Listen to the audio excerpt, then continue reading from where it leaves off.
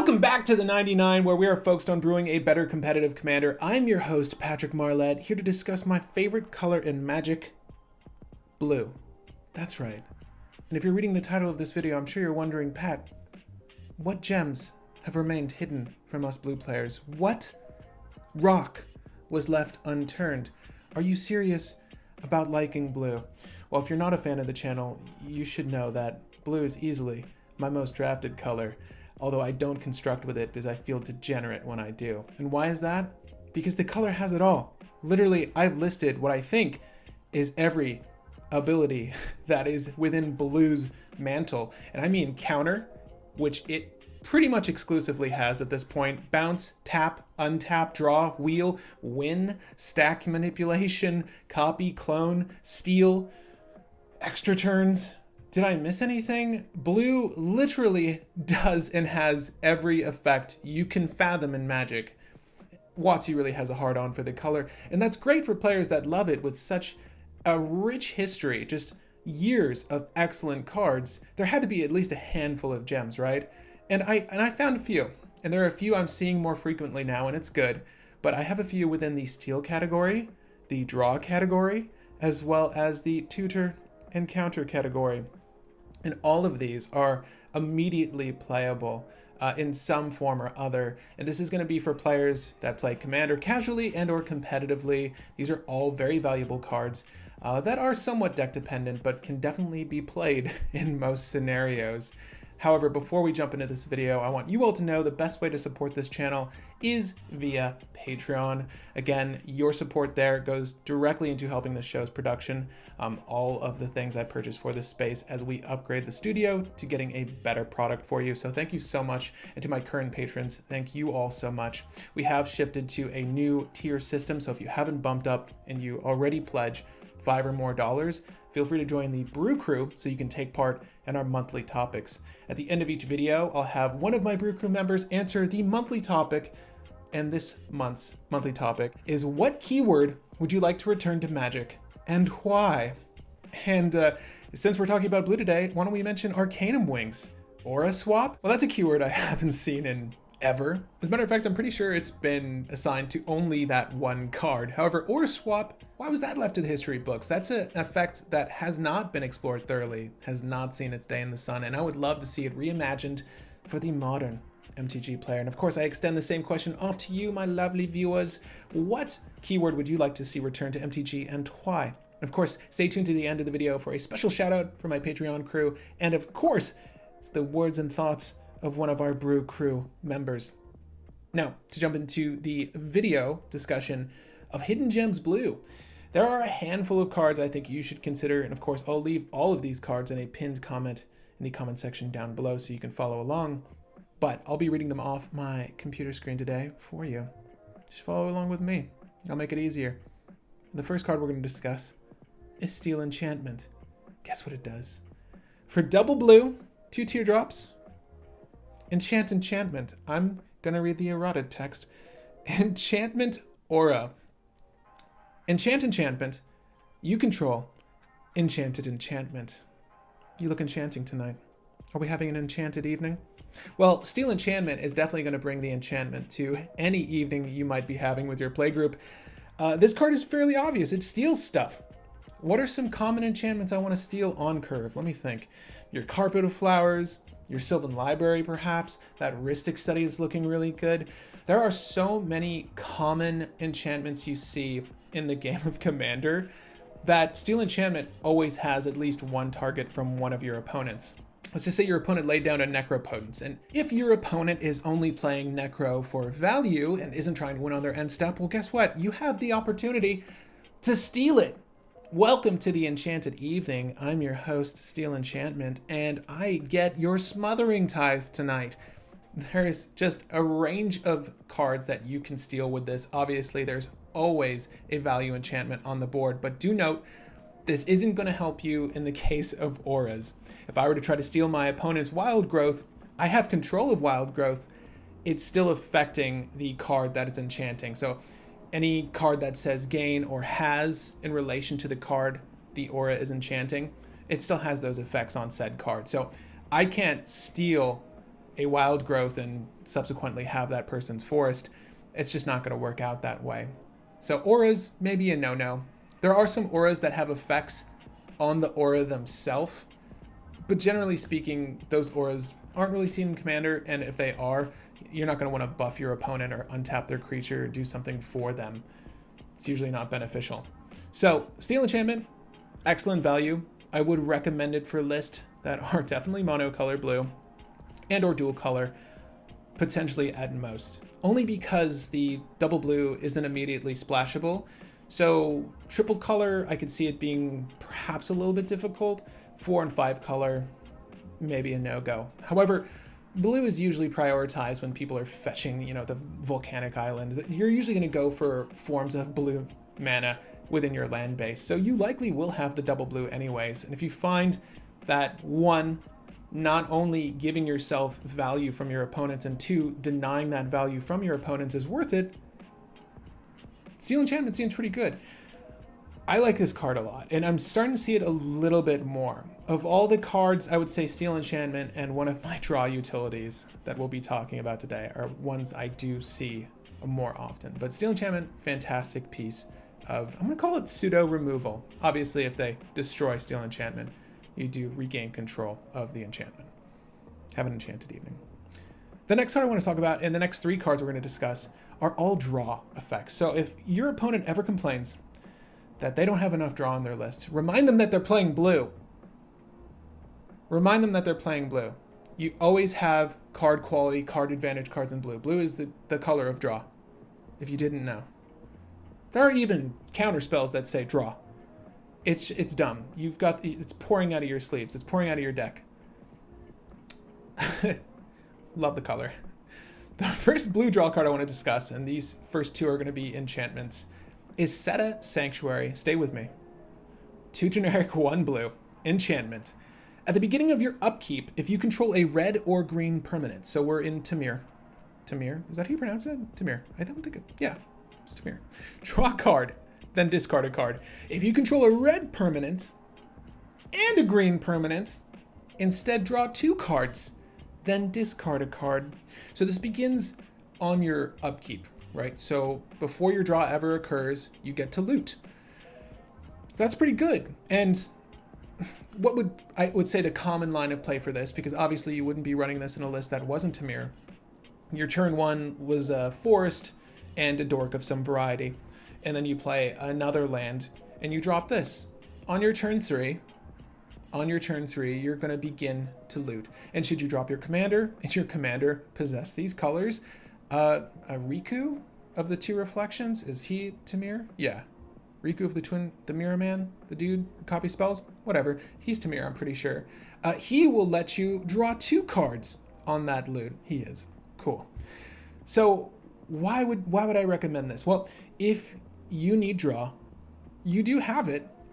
This one is limited in its color range. However, if you have this active to the point where you're drawing 2 cards and discarding a card, you're actively seeing 3 more cards than the average player. 2 more cards than the average player because of the draw 2. You do have to discard a card whilst doing this, unfortunately.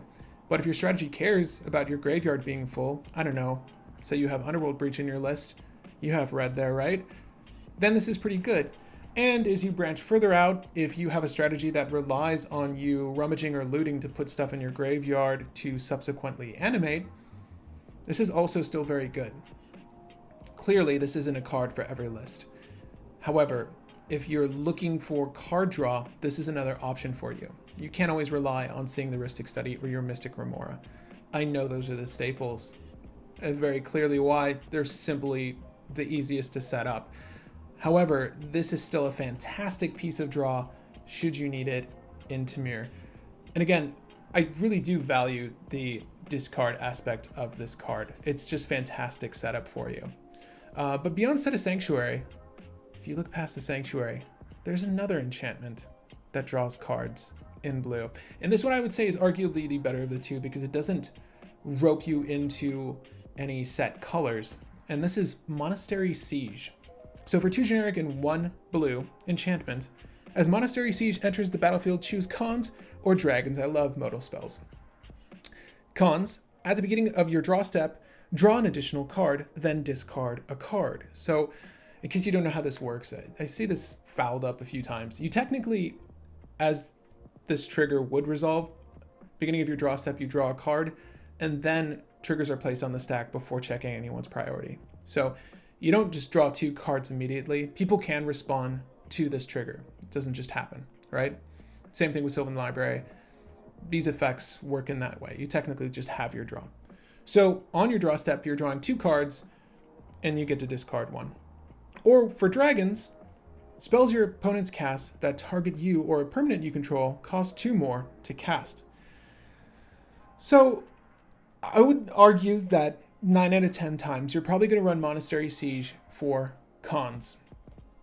Early game, turn 1ing this with your mana crypt is fantastic value. It's fantastic value. If you get benefit from discarding a card, even better, right? But you can, generally speaking, get away with discarding a land or some redundancy in your hand that you didn't need, and that's going to be okay. This is really good card advantage for your list. Now, dragons, the 1 out of 10 times, if your strategy relies on permanents to execute a win, this is almost like setting up a defense grid. Almost. Defense grid's a double-sided sword, right? It's 3 tax, and it gives that tax to every player on their turn. You don't really want to shoot yourself in the foot that way. Monastery Siege, however, is going to be great should you or a permanent you control be meaningful to your strategy. So this isn't going to fend off opponents in a counter war by increasing the cost of their force of will, but it will allow you to get away with some creature strategies you wouldn't otherwise be allowed to do. So being modal is actually very beneficial for this, and another reason I would put this above Seta Sanctuary in regards to its draw capability. Though Seta, when fully enabled, lets you see 3 cards over the 2 you get to see here, I still like this one a little bit better. And if you need card draw, this is an excellent choice. The 2 generic 1 blue also makes it very splashable. So Simic, you're probably relying on a creature strategy. It's probably a good option for you. And I love this card. I think this one's fantastic, this next one. And it's one I'm seeing far too often these days. And it's going to feel weird. I think casually, you're probably going to see this more often than you would in a cEDH table. But the card I'm going to discuss is Consecrated Sphinx. It's expensive, I know. 4 generic, double blue, creature Sphinx, 4/6 body, flying. Whenever opponent draws a card, you may draw 2 cards. And this counts for the draw, right? That's really good. So if you land this and the board, you wheel around the table and it goes back to your turn, Consecrated Sphinx for 6 mana drew you 6 cards. That's pretty good, right? That's not bad at all. When this drops, the games I've seen it played, and which has been a lot recently, it's usually going to happen just by virtue of its CMC. It's going to happen near the midway point of the game. So like turn 4, 5, 6, most of the single target removal, most of the board wipe has been played early game, at least in a cEDH game, right? We're blasting through spells to try to fast track a win. If that fails, the person with Consecrated Sphinx, they have always come out on top. I don't want to say 100% of the time, but they generally come out on top. And in any game where you have 2 Consecrated Sphinx, just stop. Get out of here, please. If you don't know what happens, that interaction, because you may draw 2 cards, and mind you, it's not up to 2, right? You may draw 2 cards.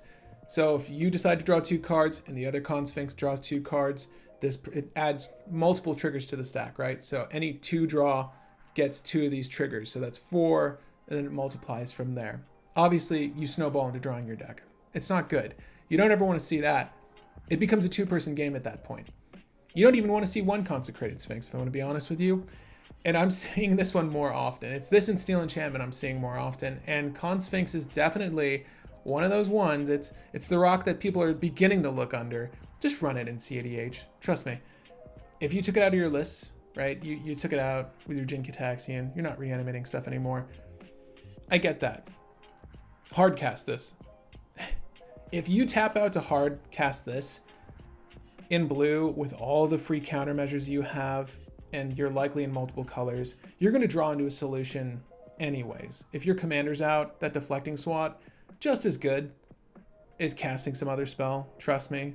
Like, all the free magic you just have now, this Sphinx is definitely enabled. It's certainly worth a consideration if your list has blue. Mono blue, definitely.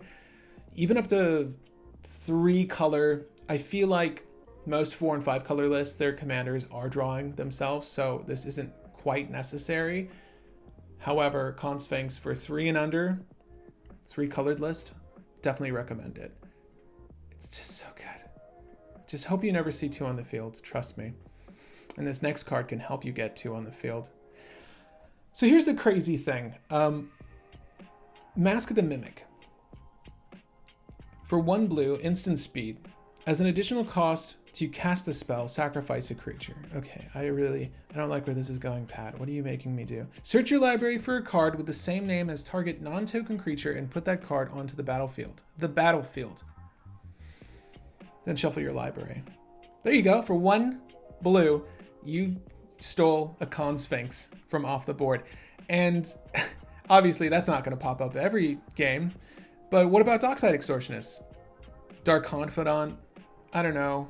Gilded Drake, Snapcaster Mage, Eternal Witness. There are so many common creatures that you see in the game of Commander. Just value creatures that are played by every single list. If you play a 4 or 5 color list and don't run Mask of the Mimic, you're doing something wrong. That guy, driving off to freaking buy every copy of Mask of the Mimic.